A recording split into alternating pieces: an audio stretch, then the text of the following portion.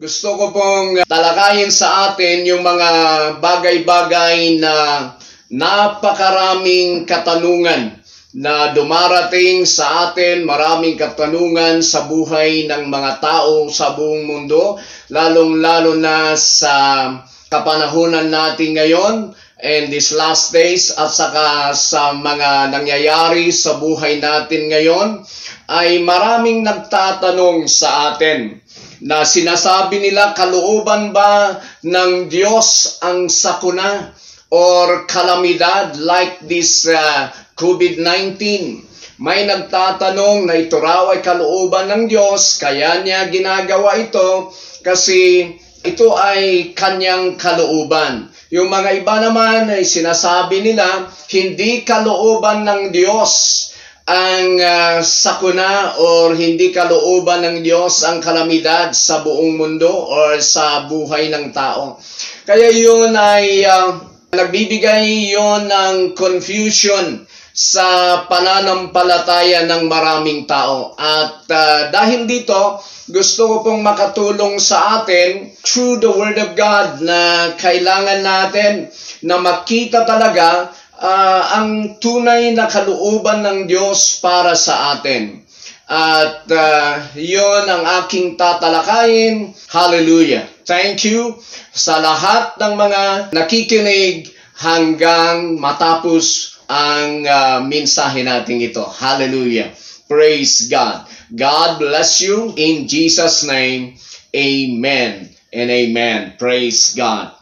Ito po ang aking kasagutan sa lahat ng mga katanungan na yon, ay may tatlong bagay na gusto kong ibigay bilang kasagutan sa inyong mga tanong. Una ay yung tinatawag na perfect will of God. Kailangan maunawaan natin o malaman natin yung tunay na perpektong kalooban ng Diyos para sa ating lahat na tao sa mundo. At pangalawa, yung tinatawag na permissive will of God para maunawaan natin yung mga nangyayari sa ating kapanahunan at sa yung mangyayari sa hinaharap. Kailangan maunawaan natin yung permissive will of God. At saka yung pangatlo ay yung tinatawag na the judgment of God. Ito po yung tatlong gusto kong talakayin sa atin upang sa ganon ay makita natin talaga kung ano ang tunay na kalooban ng Diyos sa atin. So, uunahin natin yung tinatawag na perfect will of God. Ito ang wagas na kalooban ng Diyos sa atin. Ito yung perpektong kalooban ng Diyos sa atin na lahat ng tao ay dapat niyang makamtan or matamo ang tunay na kalooban ng Diyos sa Kanya. This is the perfect will of God for everyone. Titingnan natin sa Ephesians chapter 1, verse 4 hanggang verse 6. Makikita natin dito ang tunay na kalooban ng Diyos para sa ating lahat. Babasahin ko po sa Tagalog. Purihin natin ang Diyos at Ama ng ating Panginoong Hesukristo. Dahil sa pakikipag-isa natin kay Kristo, ibinigay niya sa atin ang lahat ng pagpapalang espiritual mula sa langit. Bago pa man niya likhain ang mundo, pinili na niya tayo para maging banal at walang kapintasan sa paningin niya dahil sa pag-ibig niya. Ito po ang isang kalooban ng Diyos para sa atin. Bago pa niya likhain ang mundo, mayroon na siyang kalooban. And this is the perfect will of God for us na Kanyang nilalang. Titingnan natin yung buhay na gusto niya, pinili na niya tayo para maging banal at walang kapintasan. Yun ang perfect na kalooban ng Diyos para sa ating lahat. Una ay yung pamumuhay natin. Ang gusto ng Diyos na pamumuhay ng tao before the foundation of the world, bago pa niya likhain ang mundo, mayroon na siyang wagas na kalooban para sa atin. This is the perfect will of God for human being. Ano yon? Yung buhay na banal at walang kapintasan. Yan ang kalooban ng Diyos. Katulad ni na Adan at Eva noong wala pa silang kasalanan o noong hindi pa nakapasok ang kasalanan sa kanila. Yon ang perfect will of God para sa atin. Pagpatuloy natin, sabi pa dito, banal at walang kapintasan sa paningin niya. Dahil sa pag-ibig niya, noong una pa'y itinalaganan niya tayo para maging anak niya sa pamamagitan ni Kristo Jesus. Pangalawa na dapat natin makita na tunay na kalooban ng Diyos, yung wagas na kalooban ng Diyos para sa atin, ay before the foundation of the world, gusto niyang lahat ng mga tao ay magiging anak niya in Christ Jesus. Ito po yung talagang kalooban ng Diyos. Pagpatuloy natin yung verse 5. Ayon na rin ito sa kaniyang layunin at kalooban. Yun ang kalooban, perfect will of God. Purihin natin ang Diyos dahil sa kamangha-mangha niyang biyaya na ibinigay sa ating sa pamamagitan ng kanyang minamahal na anak. Yun ay matutupad sa pamamagitan ni Jesus Christ. Kaya ngayon, naipapangaral si Jesus Christ sa buong mundo upang sa ganon ay matupad ang wagas na kalooban ng Diyos para sana sa lahat ng tao. Yun ang perfect will of God sa atin. Kaya, pinapakita ko na ang perfect will of God sa lahat ng tao ay tayo'y mamuhay sa kabanalan na walang kapintasan at maging anak niya through Jesus Christ our Lord. Kaya, yung tao pag hindi naging anak ng Diyos in Christ, hindi kalooban ng Diyos yon sa kanya. Hallelujah! Pangalawa na kailangan natin makita, alam natin na yung kalooban ng Diyos sa tao ay sinira ng kasalanan. Yun ay nasira dahil sa kasalanan, dahil sa temptasyon na ginawa ng dyablo kay Eva. At pati si Adan ay nagkasala siya na deliberately, na talagang hindi siya na-tempt pero nagkasala siya dahil kay Eva. At nangyari doon ay nasira yung original plan of God at yung kalooban ng Diyos na dapat mangyari sa kanila or dapat nilang isabuhay, yun ay nasira. Pero ang Diyos pa rin ay pinagpatuloy yung talagang plano niya before the foundation of the world. Kaya ibinigay si Kristo Jesus sa buong mundo. Upang sa ganon ay kahit nagkasala yung mga tao, ay pwede silang babalik sa Kanya at magiging anak niya through Jesus Christ. Yun talaga ang wagas na kalooban ng Diyos para sa ating lahat. Pangalawa po ay nagkasala na nga ang lahat ng tao sa mundo. At sila'y sabi ng salita ng Diyos sa Romans 3:23, for all have sinned and fall short of the glory of God. Kaya lahat ng tao ay nagkasala. In the wages of sin sa Romans 6 verse 23 is death. Kaya nakapasok ang kamatayan sa mundong ito. Kaya naman pinapangaral ng mga mangangaral according to the message of the gospel na pinapangaral natin ang kaligtasan sa buong mundo upang sa ganon ay sila'y mga ligtas. Pangalawa na gusto kong makita natin na wagas na kalooban ng Diyos para sa ating lahat ay ang kaligtasan. Ang tunay na perpektong kalooban ng Diyos para sa ating lahat ay ang kaligtasan ng ating kaluluwa. Sa dagat-dagatang apoy ng impyerno, kaligtasan ng ating katawan sa mga sakit at karamdaman, kaligtasan natin sa mga sakuna, sa gawa ng dyablo. Iyon ang gusto ng Diyos na maranasan natin. Lahat ng tao ay gusto ng Diyos na maligtas. Yun ang kalooban ng Diyos sa lahat ng tao sa ibabaw ng mundo, mga kapatid. Tingnan natin ito sa 1 Timothy chapter 2 verse 4. Umpisahan natin sa verse 3 para mas maliwanag po. Mabuti ito at nakalulugod sa Diyos na ating tagapagligtas. Nais niyang maligtas ang lahat ng tao at malaman ang katotohanan. Yun ang kalooban ng Diyos. Nais niyang lahat ng tao ay maligtas.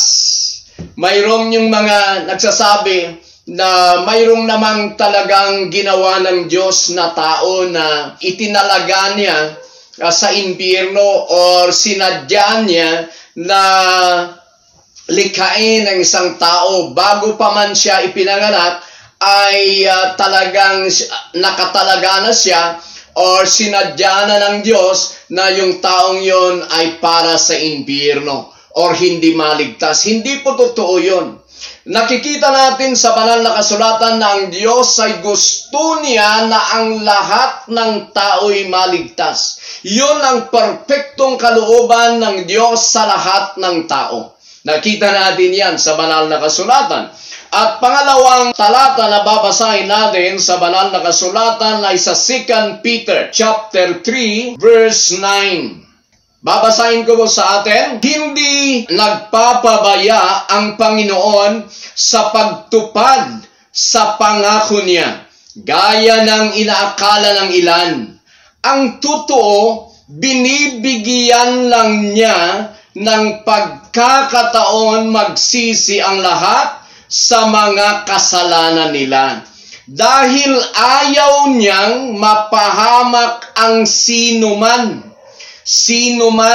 Ayaw ng Diyos na mapahamak ang sinuman. Kaya doon natin makikita na ang tunay na kalooban ng Diyos sa lahat ng tao sa mundong ito ay maligtas. Gusto niyang tayong lahat sana ay maligtas Kaya yun ang wagas na kalooban ng Diyos sa atin. Yun talaga ang perfectong kalooban ng Diyos sa bawat isa sa atin. And of course, sa John 3:16, makikita natin sa John 3:16 na sinasabi ng salita ng Diyos, For God so loved the world. Yung word po doon ay cosmos, the beauty of this earth. Yun ay mahal na mahal ng Diyos ang earth na ito at higit sa lahat yung taong nakatira dito. For God so loved the world. Ayan yung tao sa mundong ito. So lahat ng tao ay mahal ng Diyos. Gusto niyang maligtas ang lahat ng tao. Sinabi niya doon na that He gave His only begotten Son. Ano ang ginawa ng kanyang bugtong na anak nang siya'y pumarito dito sa lupa? Yung sinabi ng salita ng Diyos na in the Word became flesh and dwelt among us. Ano ang ginawa ng anak ng Diyos? Siya'y namatay sa cross. Siya'y inilibing at siya'y binuhay muli. At siya'y umakyat sa langit at umupo sa kanang kamay ng Diyos. Now He is now at the right hand of the Father. Ano ang ginawa niya? He died once and for all. Namatay siya para sa ating lahat. Yun ang kalooban ng Diyos. Yun ang wagas na kalooban ng Diyos para sa ating lahat. Kaya sabi niya, that whosoever believeth in Him, believeth in His Son, believeth in Christ Jesus, sa ginawa niya na pagliligtas pagliligtas sa mundo, pagliligtas sa atin kung ating sampalatayanan at tanggapin si Jesus at ang ginawa niya para sa atin at tanggapin natin siya sa ating puso, tayo'y mga ligtas. Yun ang tunay na wagas na kalooban ng Diyos para sa iyo, kapatid, na nakikinig sa oras na ito. Hallelujah! Upang sa ganon, sabi niya sa John 3:16, that whosoever believeth in Him should not perish. Yun ang sinabi ni Peter sa kanyang sinulat sa 2 Peter chapter 3 verse 9, na ayaw ng Diyos na may kahit isa sana na mapahamak or maparusahan. Ayaw ng Diyos yun. Ayaw din ng Panginoong Hesus yun. Ayaw din ng Holy Spirit yun. At ayaw din naman natin yun talaga.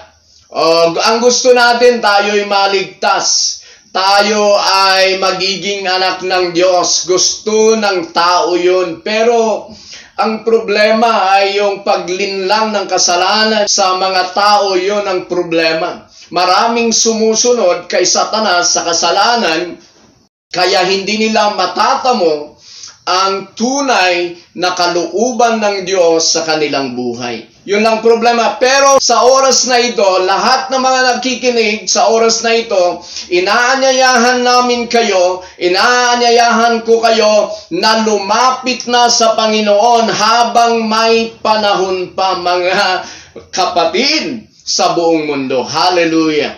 Kailangan natin na maligtas. Praise God! So John 3:16, ayaw ng Diyos na sino man ay mapahamak. Ang kalooban ng Diyos ay magkaroon tayo ng buhay na walang hanggan. Buhay na makadiyos sa ngayon at magpakailanman. Hallelujah! Purihin po ang Panginoon sa kaniyang wagas na kalooban para sa atin. Yun po ang kalooban ng Diyos. Marami pa, pero upang sa ganon ay makita natin yung mga iba pang dapat natin malaman tungkol sa kalooban ng Diyos. Para masagot ko po yung katanungan na kalooban ba ng Diyos ang sakuna? Kalooban ba ng Diyos ang kalamidad? Kalooban ba niya na mayroong coronavirus? Yung mga ganon, makikita natin, pag naunawaan nyo yung sinasabi ko na wagas, perfect, na kalooban ng Diyos, at saka yung permissible of God, at saka yung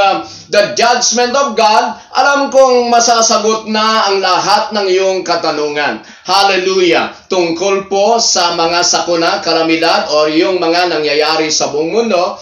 Hallelujah! Praise God! Number 2 na ating tatalakayin is the permissive will of God. Ito naman ay, kahit yun ay perfect will of God, yung naunang ipinangaral natin or ipinaliwanag natin, mayroon naman yung tinatawag na permissive will of God. Ito po yung will of God, pero yun ay pinapahintulutan niya. Mayroon yung tinatawag na permissive will of God na pinapahintulutan niya sa buhay ng tao. At pinapahintulutan niya na nangyayari sa mundo dahil sa ginagawa ng tao. Gusto ko pong ipakita yung tatlong bagay sa permissive will of God. Una po dito ay ang permissive will of God ay yung pinapahintulutan ng Diyos sa buhay natin ay una sa lahat ay ito po yung nakita ko Ang pinag-aaralan ko, ang salita ng Diyos or the will of God for us, ay ito ang nakita ko na isa na dapat natin maunawaan. The free will of man. Ang free will of man, nang lalangin ng Diyos ang tao, ay nilagyan na or binigyan niya yung tao ng tinatawag na free will. Ito po yung sariling decision or power to exercise, authority to decide, the power to decide. Yun po yung free will. Ang tao po ay may sariling decision. Kung ano ang gusto niyang gawin, kung ano ang gusto niyang desisyonan sa kanyang buhay, yun ang free will. Yun ang kay Adam at Eve sa Garden of Eden noon. Kaya nagkaroon si Satanas ng pagkakataon linlangin si Eva because of that free will. And I found also in the scripture na even angels ay mayroong silang free will. Kaya si Satanas na nagngangalang Lucifer noon ay ginamit niya rin yung free will niya to disobey God, to rebel against God, upang sa ganon ay gawin niya ang gusto niyang gawin. Kaya yun ang free will. Doon kumikilos yung permissive will of God na hindi niya kinokontrol ang ating free will na para tayong robot. Kasi pag para tayong robot na wala tayong sariling decision to decide, wala na Hindi na tayo magkakaroon ng fellowship unto God. Wala na tayong sariling decision to worship Him. Ang gagawin niya ay para ka ng robot. Kung ano ang pipindutin sa buhay mo, yun na ang gagawin mo. Pero hindi ganyan ang Diyos. Mayroong siyang permissive will na pinapahintulutan tayo to decide. Yun ang isang dapat natin maunawaan. Yung permissive will na ito ay pinapahintulutan niya tayo to decide. Kaya si Adam at Eva sa Garden of Eden ay nagdesisyon sila na suwayin ang Diyos dahil sa paglilinlang ni Satanas sa kanila. Yun ang ginagawa ng diablo. He is attacking our free will upang sa ganoon ay tayo mag-decision sa mga bagay na against God. Yun ang purpose ng diablo. Pero ang Diyos naman, ang purpose niya sa free will natin upang tayo'y magkaroon ng decision to obey Him, to be with Him, to join with Him. Ano pa? To worship Him, to have fellowship with Him.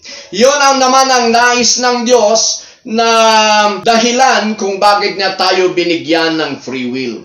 Pero tayo naman kung minsan hindi natin alam how to use our free will.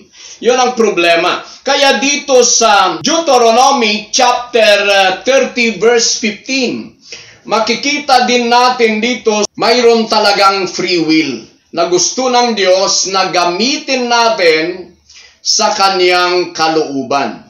Verse 15 po tayo. See, I have set before you today life and good, death and evil. Sa ibang translation, now listen, today I am giving you a choice between life and death, between prosperity and disaster. Sa verse 20 na po tayo, you can make this choice. Yon yung sarili nating decision. By loving the Lord your God, obeying Him, and committing yourself firmly to Him. This is the key to your life. And if you love and obey the Lord, you will live long in the land the Lord swore to give your ancestors Abraham, Isaac, and Jacob. Pag basahin natin 15 hanggang verse 20, yan sinasabi din ng Diyos. Atrasan natin yung verse 19. Today I have given you the choice between life and death. Sa harapan natin ay mayroong tayong pagpipilian. Kung gusto mong piliin ang buhay or kamatayan, between blessings and curses. Mayroon blessings and curses. Yun ay nasa harapan natin. Now, sabi niya, now I call on heaven and earth to witness the choice you make. So, kailangan natin, gamitin natin ang free will natin. Or that you would choose life. Sana, piliin natin ang buhay so that you and your descendants might live. Yun po. Kaya ang Panginoon, may permissive will siya. Pinapahintulutan niya tayo to decide.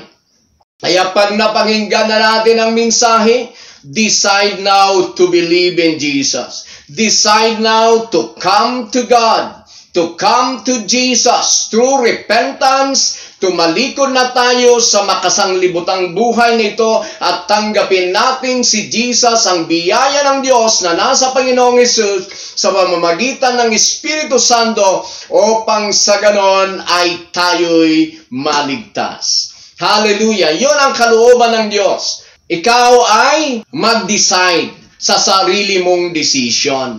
Hindi niya control ang decision natin. Yung mga ibang tao, sabi niya, kung tunay na mahal tayo ng Diyos, di dapat iligtas niya tayong lahat. Hindi ganon ang Diyos. Kasi mayroon nga siyang tinatawag na permissive will. Kaya nasa iyo yun, kapatid.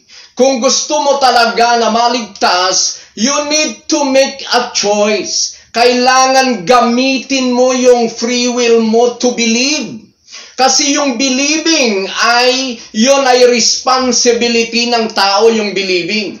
Ang salita ng Diyos ay kumikilos pag naipapangaral, kumikilos ang kapangyarihan ng Diyos sa buong mundo pag naipapangaral ang kanyang salita sa pamamagitan ng Holy Spirit, pero nasa tao pa rin ang pagpapasya.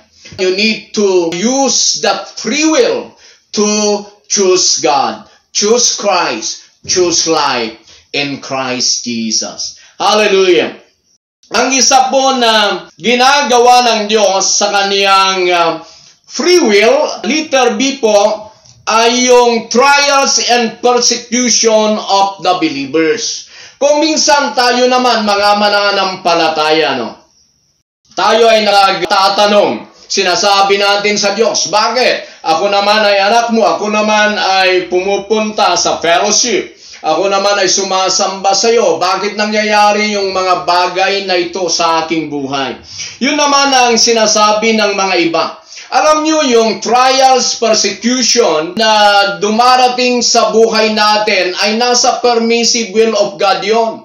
Ayaw niya talaga yung kahirapan, ayaw niya na tayo'y naghihirap, ayaw niya na tayo'y na-persecute, ayaw niya na tayo'y inuusig, ayaw niya na tayo kuminsan ay ina-attack ng kaaway, ang diablo, yung mga demonyo.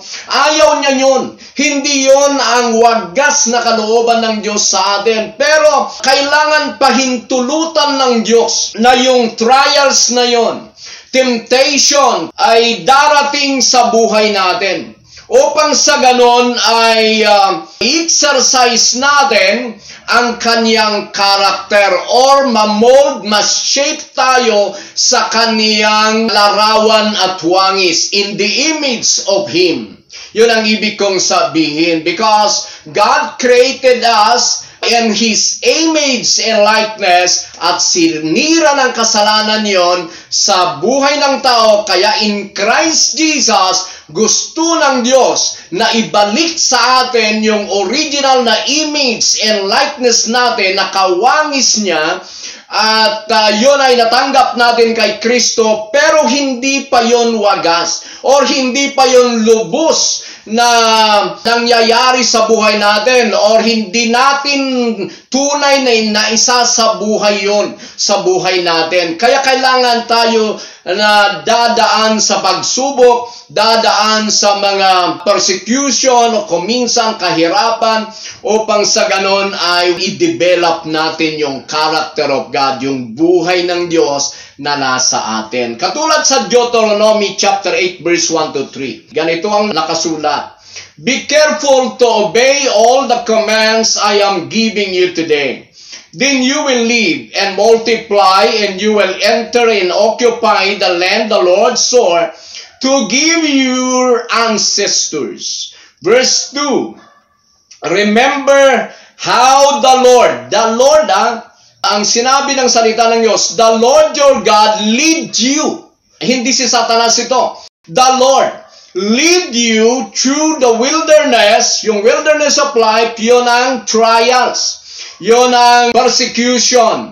Yun ang mga kahirapan sa buhay kahit ikaw ay mananampalataya. Sometimes dadaan tayo doon upang sa ganon ay subukin ng Diyos sa ating mga puso. Ito po ang nakasulat. God lead you through the wilderness for these 40 years, humbling you and testing you to prove your character. To prove your character. To prove sa ibang translation. At ano po, humbling you and testing you to prove your character and to find out whether or not you would obey His commands. Yun po ang purpose ng trials. Kaya pinapahintulutan ng Diyos na kung minsan ay tayo'y dumadaan sa mga pagsubok. Ayaw talaga ng Diyos ang kahirapan sa atin, pero kinakailangan. Yun ang permissive will of God sa buhay natin, katulad ni Apostol Paul sa 2 Corinthians chapter 12 verse 7. Basahin po natin yon. Ito po ang sinasabi ng banal na kasulatan, verse 7 to 10. Even though I have received such wonderful revelations from God. Tingnan natin, si Paul ay may malalalim na revelasyon about God. So, to keep me from becoming proud, I was given a thorn in the flesh, a messenger from Satan, to torment me and keep me from becoming proud. Kasi tayo, mga anak ng Diyos, kahit naman tayo mga anak ng Diyos, ginagamit na ng Diyos. Minsan ay nakikita natin yung miracle, nakikita natin na talagang tayo ay anointed, nakikita natin tayo'y pinagpapala ng Diyos at yung mga iba ay yumayaman na. Hindi yun nangangahulugan na hindi ka dadaan sa pagsubok, kasi pag wala yung pagsubok, pwedeng darating sa iyo yung tinatawag na pride of life. Pwedeng gamitin ng dyablo ang pride sa buhay mo to destroy you.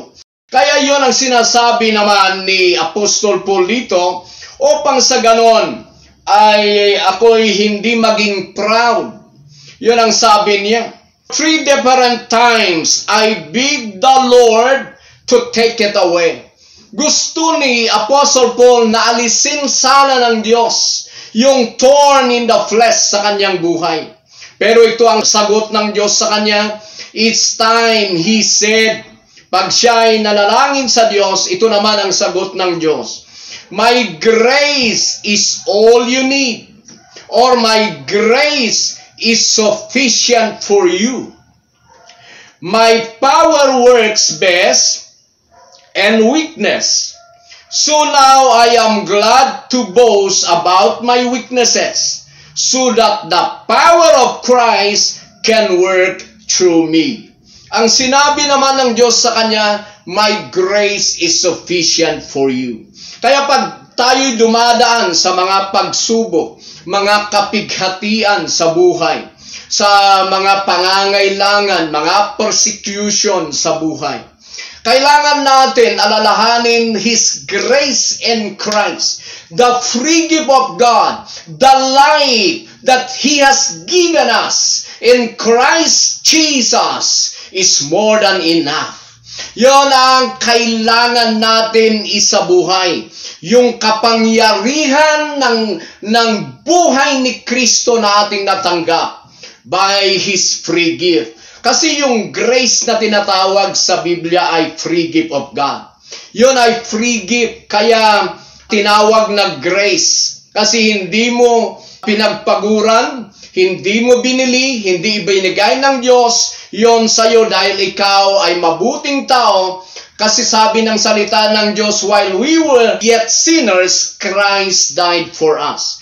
Pero pag natanggap mo yung biyaya, talagang ikaw ay magiging matinong tao sa mundo. Kasi yung biyaya ng Diyos, babaguhin ang buhay mo. Hallelujah! Praise God! Pagpatuloy natin sa verse 10, ano ba yung thorn in the flesh? Maraming nagsasabi, yun ay sakit at karamdaman. Yung mga iba naman, hindi sakit yun. Pero dito sa verse 10 natin, maibibigay ang kasagutan. That's why I take pleasure in my weaknesses. Yon ang sabi. And in the insults, ano pa? Hardships, persecutions, and troubles that I suffer for Christ. For when I am weak, then I am strong. Yung weaknesses sa ibang translation ay infirmities. Sa infirmities ay pwedeng weaknesses sa spiritual o weaknesses sa physical, including yung karamdaman. Pero hindi lang sakit yon, hindi lang karamdaman, yung persecution, hardships, yung mga necessities. Yun ang sinasabi ni Paul, kaya marami siyang dinaranas. Bakit? Upang sa ganon ay yung grasya, yung biyaya ng Diyos, the free gift of God, ay kikilos sa kanyang buhay powerfully. Yun ang dahilan kung bakit mayroon yung tinatawag na permissive will of God sa pagsubok sa buhay ng mga mananampalataya. Hallelujah! Praise God!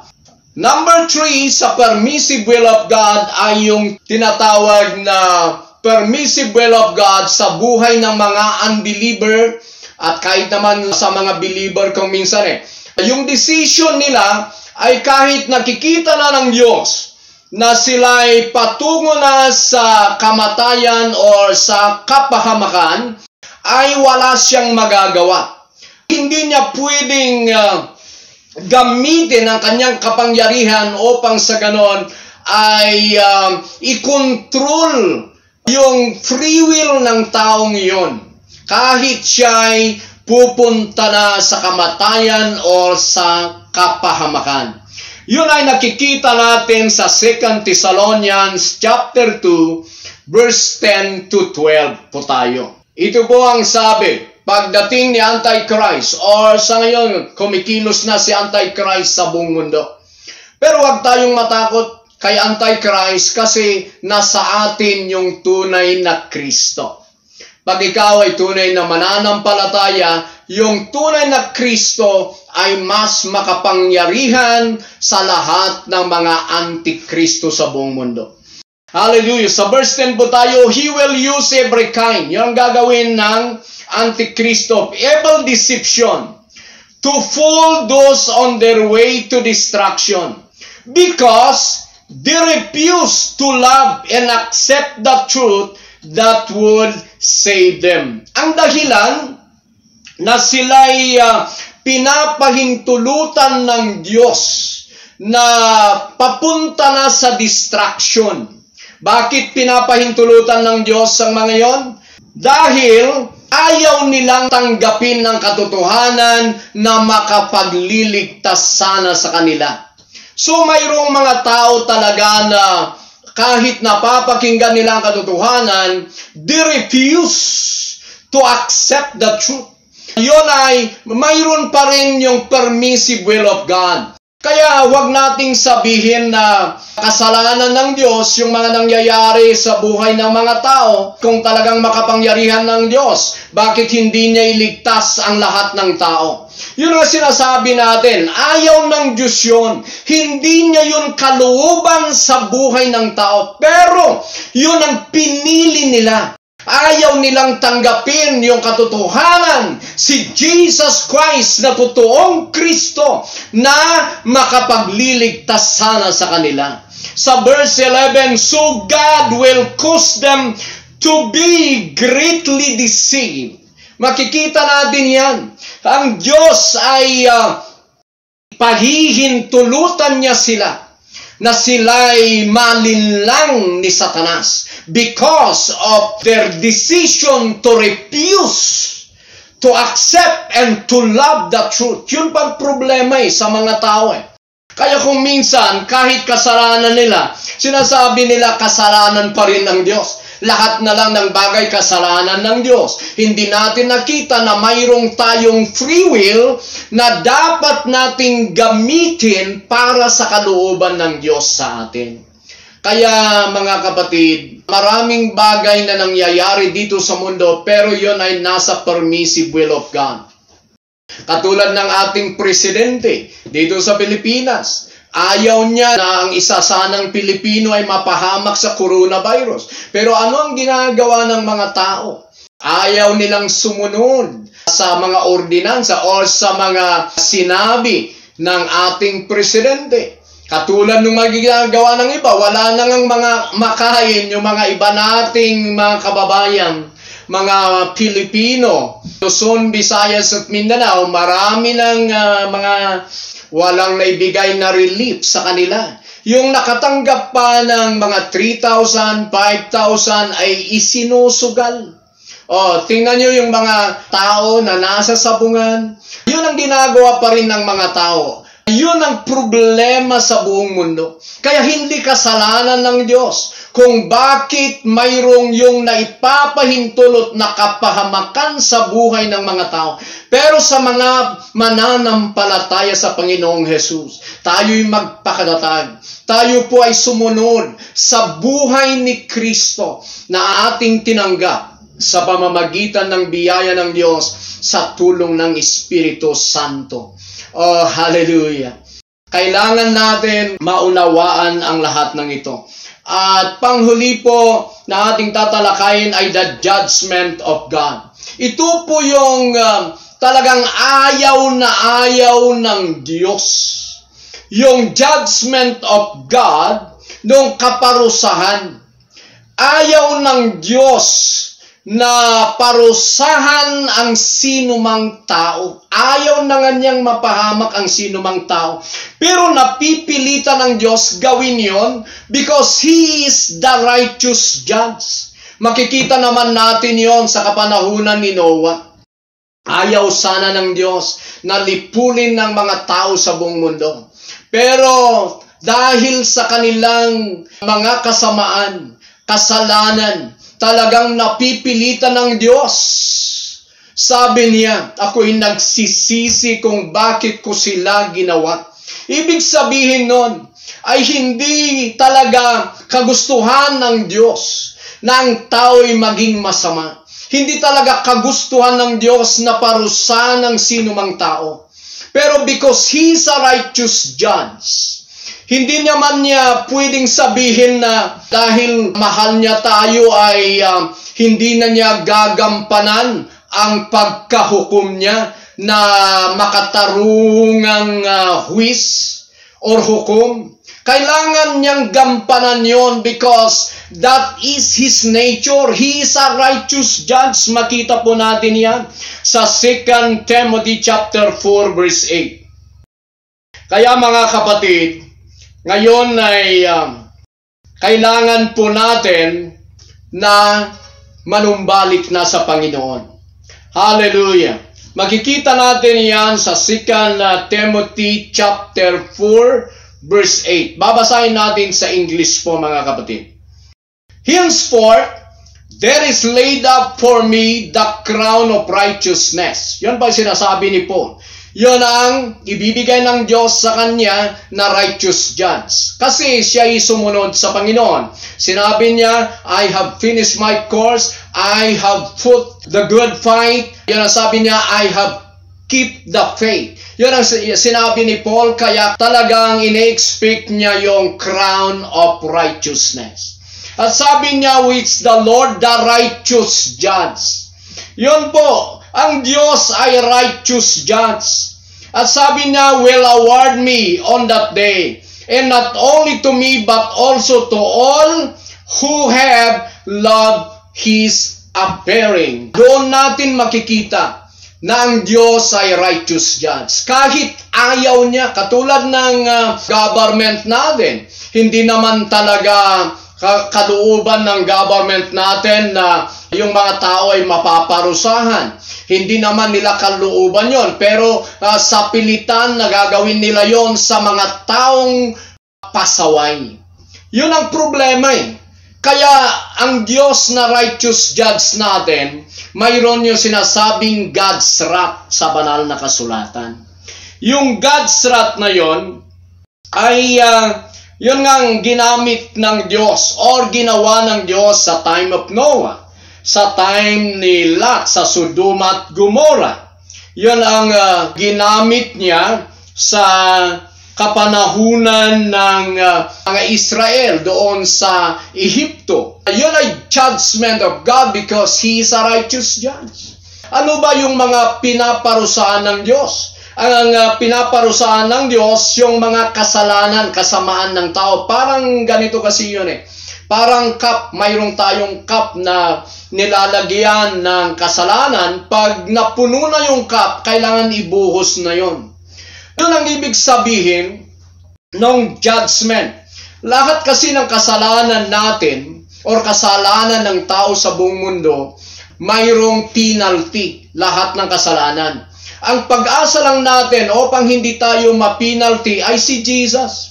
Kailangan tayo'y lumapit sa Panginoon at tanggapin siya sa ating puso upang sa ganon ay hindi tayo paparusahan ng Diyos through Jesus Christ. Dahil lahat ng kaparusahan ay tinanggap na ni Kristo sa cross ng Kalbaryo. Yun ang dahilan kung bakit ipapangaral si Jesus na siya lang ang tunay na tagapagligtas. Pero yung mga taong ayaw tumanggap kay Kristo, ang kasamaan nila ay mayroong tinatawag na penalty. Mayroong kaparusahan. And one day, God will pour out His wrath upon those kind of people.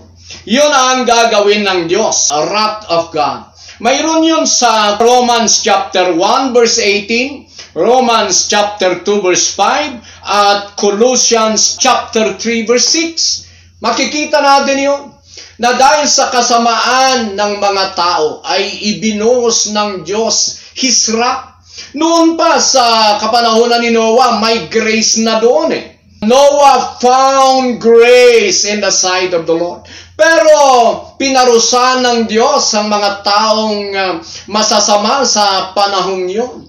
Kaya kahit sa kapanahunan natin, mayroon yung tinatawag na judgment of God because He is a righteous judge. But that's not the perfect will of God for any man. Ang kalooban ng Diyos ay tayo'y maligtas.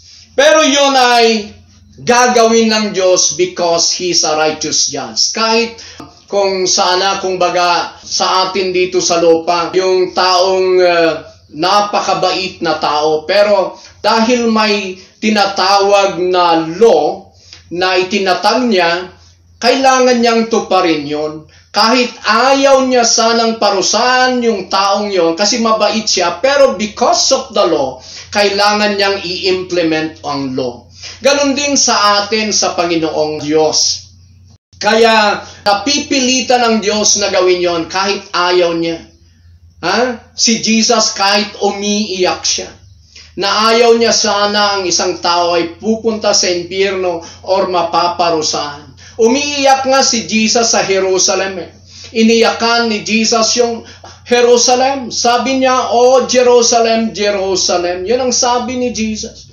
Na gusto ko sanang ikaw ay protektahan sa mga kaaway. Yun ang gusto ng Diyos na gawin sa atin. Pero maraming tao na ayaw talagang tumalima sa mga salita ng Diyos.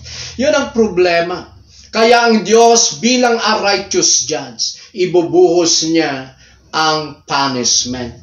Yun ang dahilan kung bakit nagkakaroon ng sanglibutan ito ng mga pestilences, mga sakuna or kalamidad. Kasi ang Diyos ay kaya niyang gawin yon sa buong mundo. Katulad sa kapanahunan ni Noah, buong mundo ay sinira ng Diyos dahil sa kasamaan ng tao. Kaya niya rin sa isang nation katulad ng Egypt, katulad ng Israel, kung sila'y magkasala, darating sa kanila yung mga sakuna hanggat sila'y babalik sa Panginoon. At pag sila'y nakabalik na sa Panginoon, aalisin na naman ng Diyos ang mga sakuna sa kanila. At ganoon din sa city.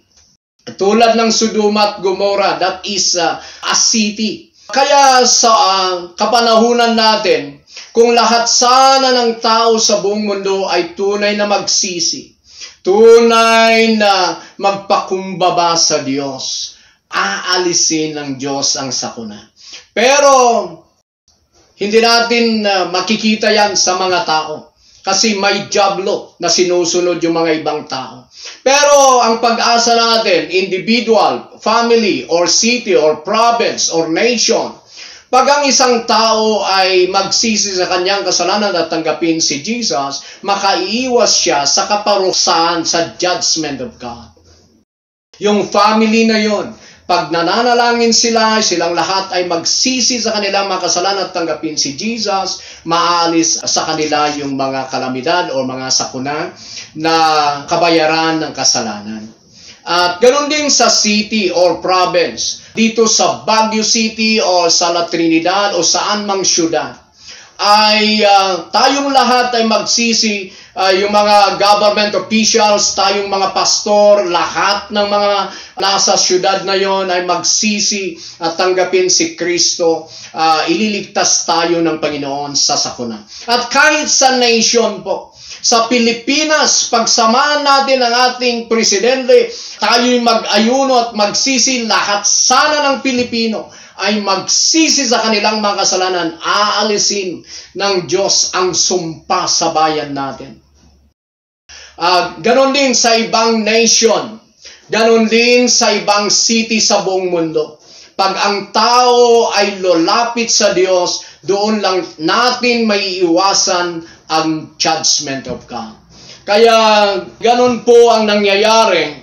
Pero dito sa banal na kasulatan, nakikita natin sa Revelation, ang Diyos naman, kung minsan ay ang ginagawa niya bilang righteous judge, mayroon yung kasalanan na kaagad-agad na napaparusahan, katulad ni Ananias at Sapphira, katulad ni Elimas, katulad ni Herodes, nang siya'y nag-speech at kinuha niya ang glory na sinabi ng mga tao para siyang Diyos. Nang tinanggap niya yon, ay in-strike siya ng anghel ng Panginoon at siya'y inuod na buhay hanggang sa siya'y namatay.